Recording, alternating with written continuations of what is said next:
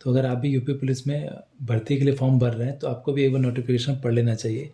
चूँकि नोटिफिकेशन पढ़ने के लिए आपके पास टाइम नहीं होगा, इसलिए मैं नोटिफिकेशन को बहुत शॉर्ट में जो मेन मेन पॉइंट है उसको आपको बता दे रहा हूँ, ताकि फॉर्म भरने से पहले और तैयारी करने से पहले ये सारी चीज़ें आपको मालूम हो। चूँकि फॉर्म सही भरना चाहिए, क्योंकि फॉर्म अगर आपने गलत भर दिया तो आपका आवेदन जो है वो निरस्त हो सकता है और आगे चल को प्रॉब्लम भी आ सकती है। तो इसलिए नोटिफिकेशन पढ़ना बहुत ज़रूरी है।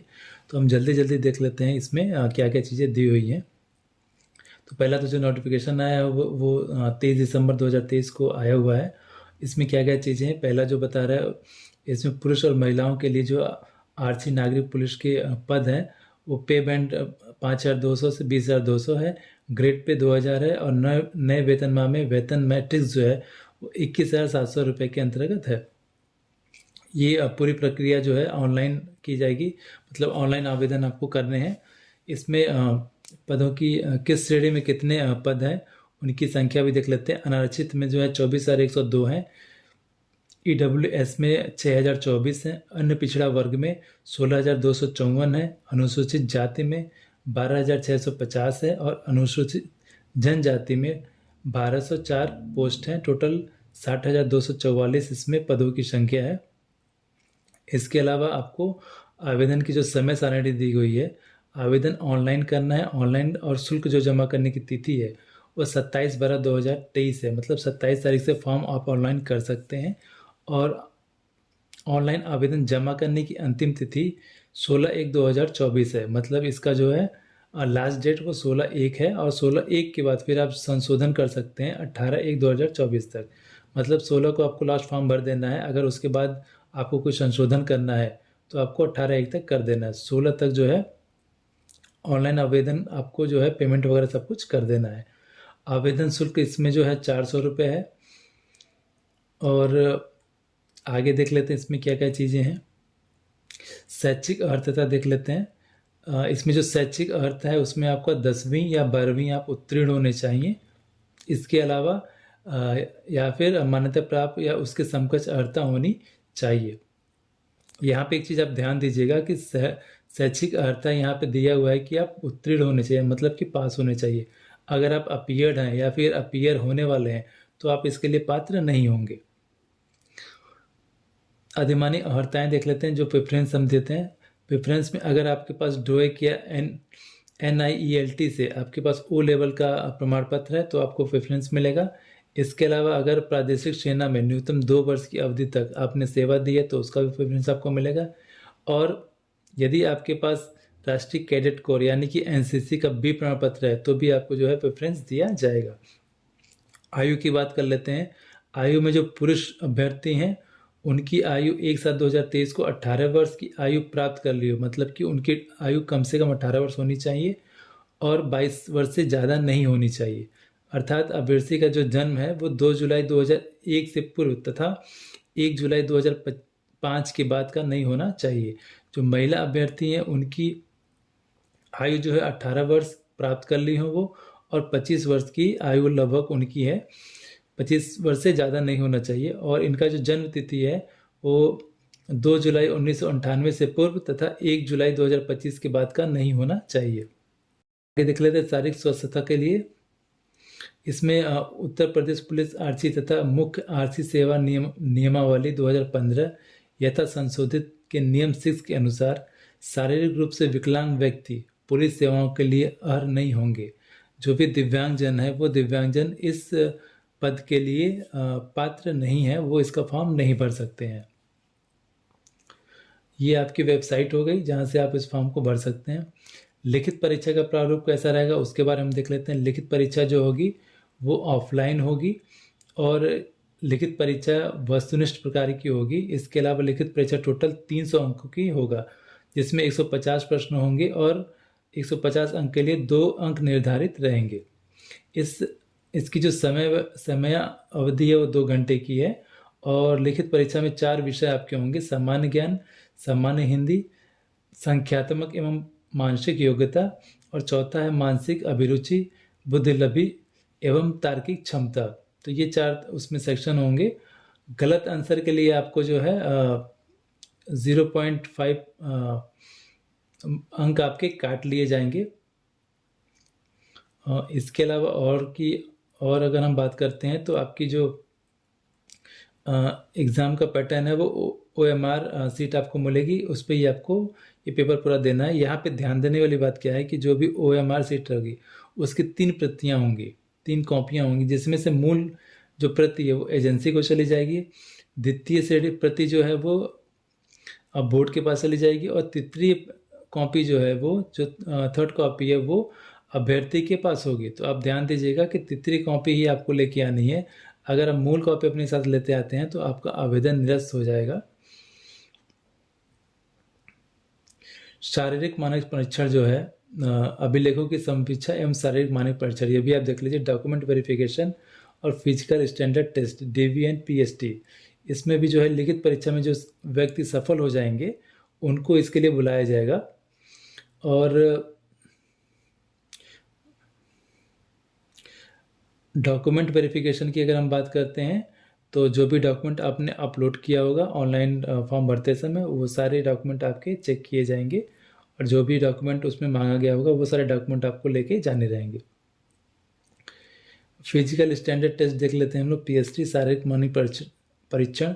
इसमें जो है पुरुष अभ्यर्थियों के लिए, जो पुरुष हैं उनके लिए जो सामान्य अल्प पिछड़े वर्ग और अनुसूचित जाति हैं उनके लिए न्यूनतम ऊंचाई 168 सेंटीमीटर है। ध्यान दीजिएगा, सामान्य अन्य पिछड़ा वर्ग और अनुसूचित जाति में जो पुरुष अभ्यर्थी हैं उनकी न्यूनतम ऊंचाई जो है 168 सेंटीमीटर है। मतलब कि 168 सेंटीमीटर से आपकी हाइट जो है वो कम नहीं होनी चाहिए। अनुसूचित जनजाति में पुरुष जो हैं उनकी न्यूनतम हाइट जो है 180 सेंटीमीटर है, इससे कम नहीं होनी चाहिए। सीना जो है सामान्य और पिछड़े वर्गों के लिए 69 सेंटीमीटर है बिना फुलाए, और कम से कम 84 सेंटीमीटर फुलाने पे होना चाहिए। इसके अलावा अनुसूचित जनजातियों की भर्तियों के लिए 77 सेंटीमीटर बिना फुलाए और फुलाने के बाद जो है 82 सेंटीमीटर होना चाहिए। और यहाँ पे एक चीज़ और ध्यान दीजिएगा कि कम से कम 5 सेंटीमीटर का आपके सीने का फुलाव होना चाहिए। तो इसकी प्रैक्टिस आप लोग करते रहिएगा। महिला अभ्यर्थी जो है उनकी जो शारीरिक मानक है उसमें सामान्य अन्य पिछड़े वर्ग और अनुसूचित जाति के महिलाओं के लिए जो न्यूनतम हाइट है वो 152 है, इससे कम नहीं होनी चाहिए, और अनुसूचित जनजाति महिलाओं के लिए 147 सेंटीमीटर है। वजन जो है महिला अभ्यर्थियों का न्यूनतम 40 किलोग्राम होना चाहिए। इसके अलावा आपकी शारीरिक दक्षता परीक्षण होगा जिसमें फिजिकल एफिशिएंसी टेस्ट कहते हैं।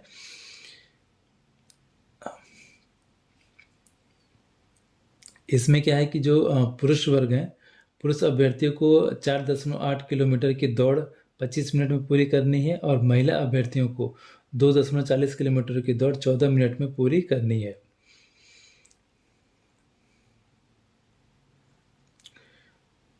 इसके बाद आगे देख लेते हैं क्या मेन पॉइंट है। आरक्षण में हम देख लेते हैं, अनुसूचित जनजाति को 5 वर्ष का मिलेगा 21%, अनुसूचित जनजाति को 2% 5 वर्ष का उम्र में मिलेगा, अन्य पिछड़ा वर्ग को 27% मिलता है, 5 वर्ष उम्र में मिलती है, और आर्थिक रूप से जो कमजोर है उनको 10% मिलेगा, और उम्र में कोई छूट उसमें नहीं है। इसके अलावा महिला जो है महिला अभ्यर्थियों को जो है टिप्पणी में कुछ चीज़ें बताई गई हैं, आपको ध्यान देना है।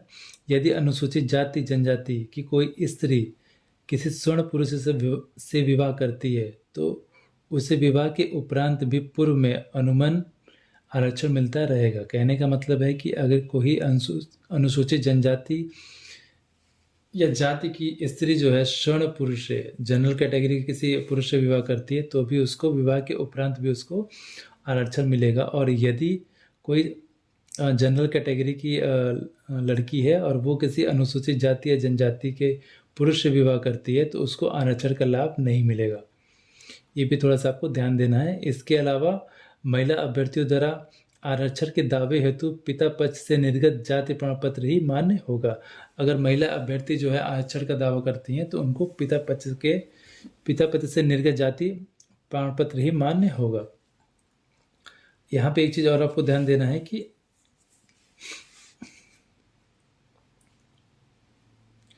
आपके मूल निवासी होने का संबंधित निवास प्रमाण पत्र आपको प्रस्तुत करना है, और अगर आप ये नहीं करते हैं तो आप इसके मान्य नहीं होंगे। इसके साथ साथ आरक्षण की दावेदारी के संबंध में मूल प्रमाण पत्र अभिलेखों की समीक्षा मतलब डीवी के समय प्रस्तुत न किए जाने पर यह अवधारणा की जाएगी कि अभ्यर्थी आरक्षण का दावेदार नहीं है एवं दावेदारी निरस्त कर यदि अभ्यर्थी समान श्रेणी की समस्त पात्रताओं को पूर्ण करता है तो उसे सामान्य श्रेणी के अंतर्गत मानते हुए भर्ती प्रक्रिया में सम्मिलित कर लिया जाएगा। इस संबंध में किसी संशोधन परिवर्तन हेतु पुनः कोई अवसर प्रदान नहीं किया जाएगा। तो इसलिए जो भी आप डॉक्यूमेंट लगा रहे हैं, जब आपका डीबी और डॉक्यूमेंट वेरिफिकेशन हो तो उस समय आपके सारे डॉक्यूमेंट क्लियर होने चाहिए। अगर कोई डॉक्यूमेंट क्लियर नहीं होता है तो फिर आपके लिए प्रॉब्लम हो सकती है। और ख़ास करके आपके मूल प्रमाण पत्र जो हैं वो उस पर आपको ध्यान देने की ज़रूरत है। अगर आप आरक्षण का दावा कर रहे हैं तो आपके पास उसका प्रमाण होना चाहिए।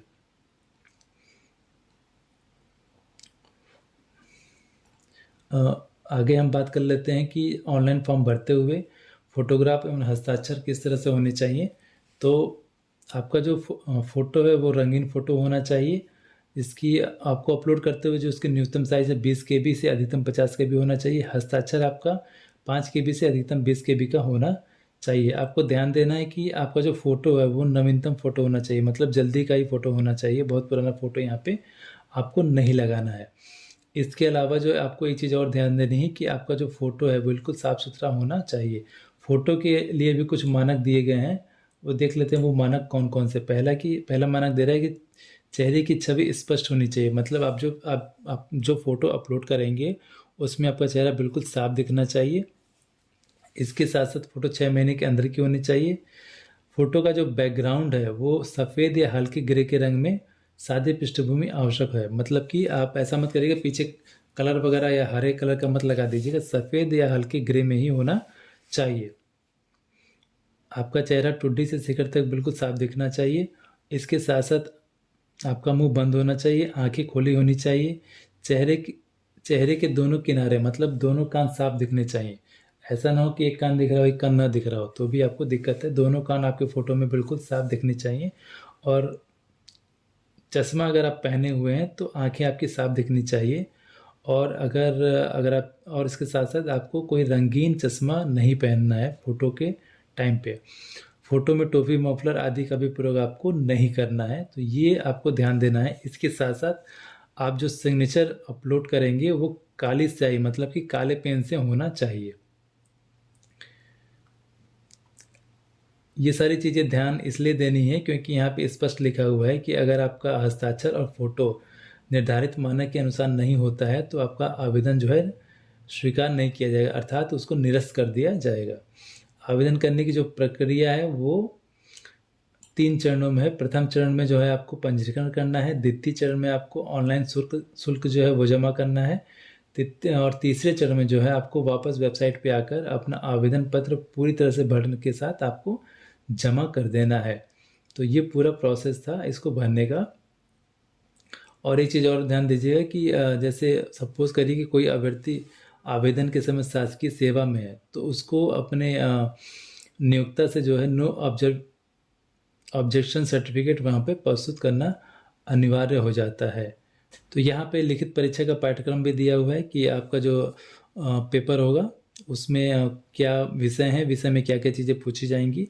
तो ये भी आपको अपने नोटिफिकेशन में मिल जाएगा, जिसमें सामान्य ज्ञान और आपका सोशल सामान्य हिंदी है, सांख्यात्मक मानसिक योग्यता है। इसके अलावा आपका जो है चौथा जो है आपका रीजनिंग और मानसिक अभिरुचि बुद्धिलिपि एवं तार्किक क्षमता मतलब रीजनिंग एटीट्यूड IQ का चीज़ें इसमें आती हैं। तो इस चीज़ को भी आप देख लीजिएगा। तो ये पूरा नोटिफिकेशन और जानकारी थी। अभी आप जो फॉर्म भरने जा रहे हैं, उम्मीद करते हैं कि सारी चीज़ें अच्छी होंगी और आपको एक अच्छी नौकरी मिलेगी।